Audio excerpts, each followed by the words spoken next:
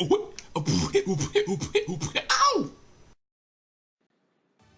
Greetings, fellow otaku. This is DecKrash, better known as Brandon, with another anime review. I was going to review a previous one that I've been watching on Crunchyroll, and that review will be coming soon. However, I got a little bit sidetracked by this series that I was a little bit late in coming to watch. It just ended probably only about a month or two ago, and it's called Danganronpa. Now, for those of you who do not know about the series, it is based on a murder mystery game called Danganronpa Trigger Happy Havoc. It was a PSP/PS Vita visual novel released in Japan by Spike Chunsoft. Now, the gameplay and even the character designs and things like that are all very similar in style to the Shin Megami Tensei series, which I've never played myself, but I've seen tons of artwork. And it was small wonder about that because it was directed by Seiji Kishi, who was also the director of Shin Megami Tensei. And the gameplay of the game is very similar to the Phoenix Wright Ace Attorney series. And I'll get a little bit more into that as the review goes along. So basically, the story revolves around a guy named Makoto Naegi, who is accepted into this school called Hope's Peak Academy. This school supposedly only accepts the best of the best of the best in various types of categories. And so he's selected into the school, but the second he sets foot on the school grounds, he suddenly passes out and then wakes up inside the school. The school is completely locked up, shut, and with metal and thick steel locks and mechanical locks on the exit doors and bolts all on where the windows would be. So he is essentially trapped inside the school, and he follows some instructions to go to a school meeting in the gym, and there he finds a group of 15 students in all, including him, who have all been selected for this school.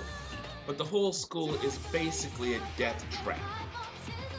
The principal of the school is a creature, a strange robotic teddy bear thing with a half white, half black face, with glowing red eyes, you can see on the picture, called Monokuma.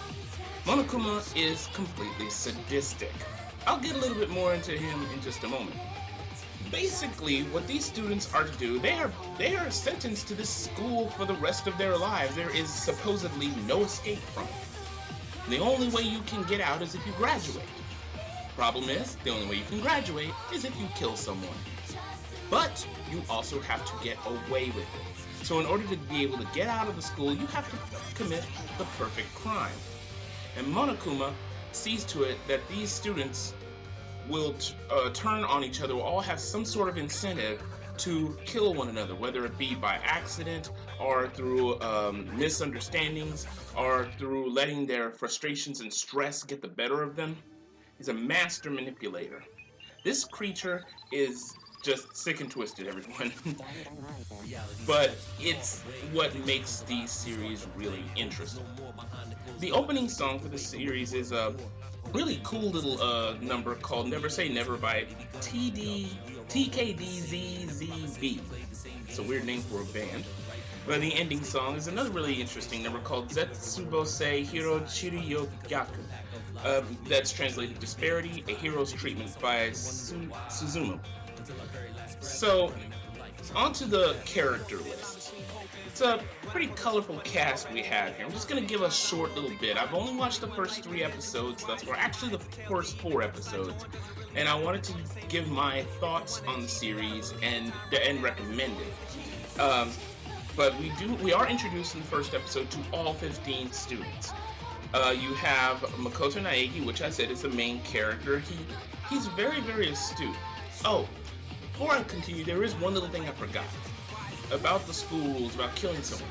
You have to get away with it, and by that you have to basically not have enough evidence to be brought against you. All the students convene to figure out who killed the other student. If you are able to get away with that murder, all the other students are killed, and you survive and you get to leave. But if they find you guilty, you die. And in a very interestingly ironic way. Monokuma is like Freddy Krueger in that regard. But a little bit more about that later. I'm getting around myself. So, back to the characters. So I was talking about Makoto Naegi. He's the main character. He seems to be very astute and also is very good at solving mysteries with a combination of some good deductive skills and some pretty dumb luck. You have Kyoko Kirigiri, who is a mysterious girl who they don't really give much information about. It's a pretty cool way they introduce the students in the first episode. They kind of do this little freeze frame with stylized stats on them. All include their name and what they're brought to the school for. Excelling in one thing, this thing, this thing, this thing. With her, it's all question marks. So she's going to be a very interesting character to reveal more about her. Right now, she seems to be a very good detective. She helps out in the investigations tremendously. And it's really cool how the investigations go, but more about that later. The next one is Byakuya Togami, who is this successful corporate heir, but with a horrendous superiority complex. He thinks he's better than everyone else. And he's very level-headed, but his personality really grates on your nerves. Kind of make you wish that he would die.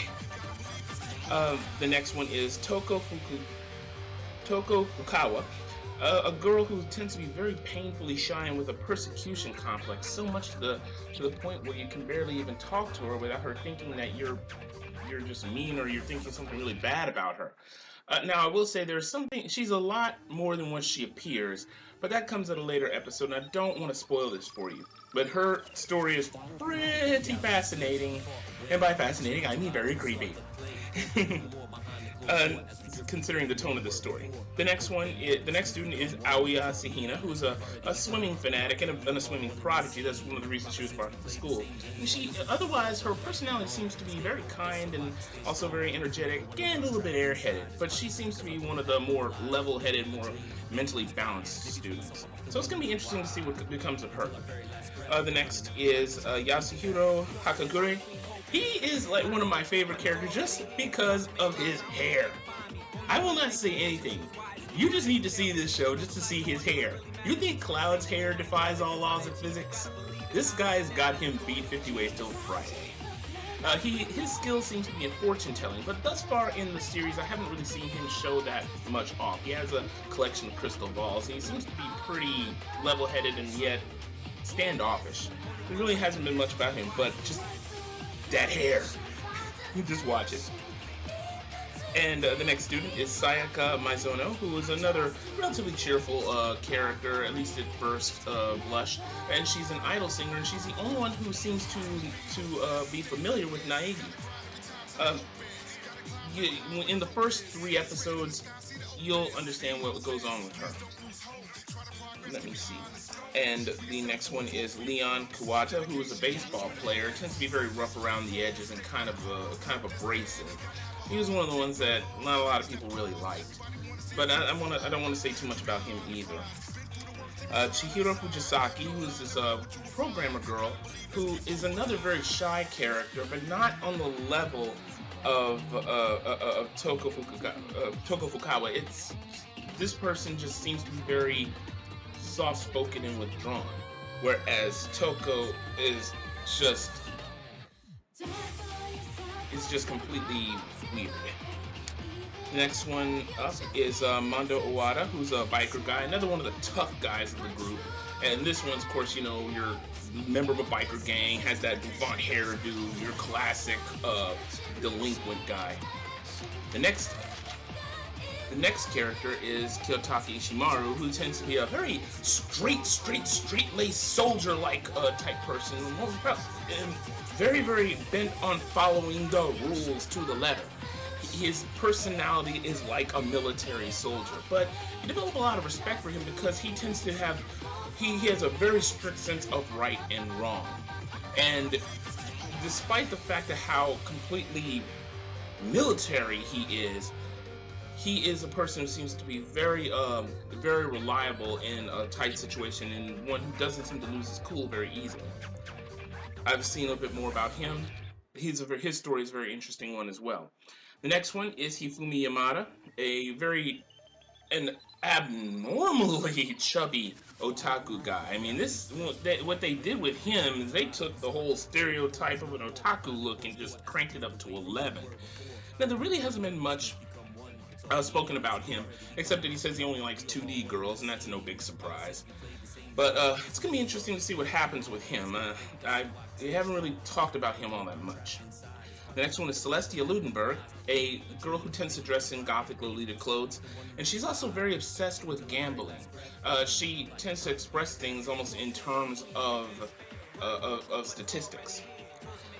Then the next is Sakura Ogami, who is a world-class fighter. Now, she is a girl, and you'll have to just see her to understand.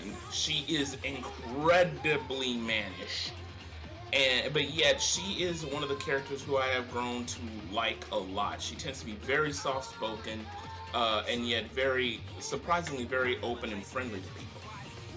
And then finally, Junko Enoshima, who seems to be this sort of fashionista type girl who is very, very, what's the word?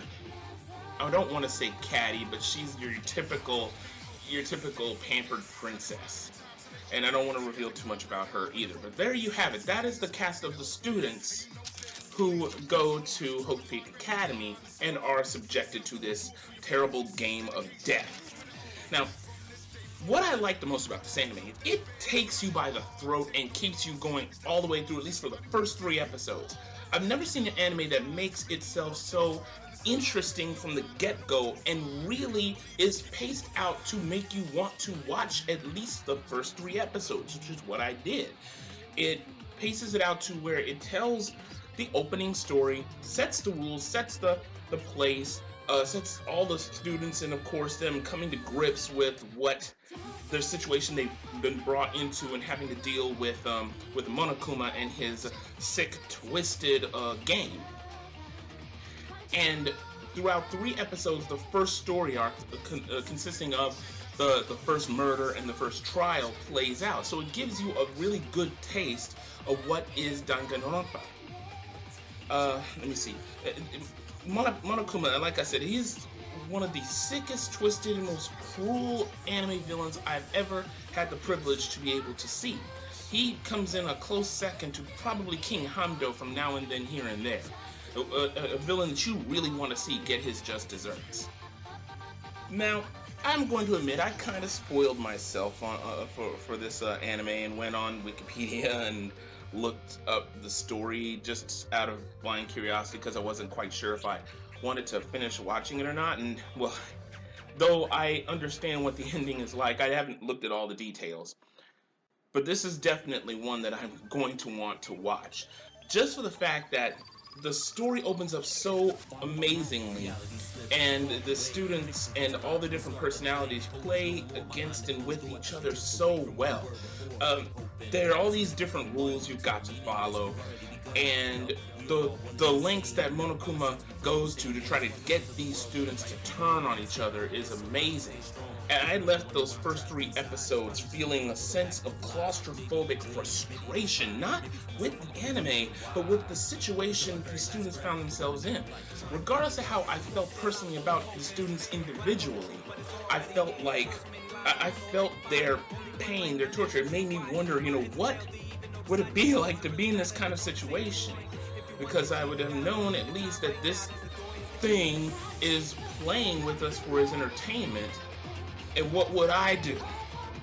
And when they have an anime that gets you to thinking like that, that's a case that they've done a really good anime. And yes, I know some of you out there are probably thinking, I liked this better when it was called Battle Royale.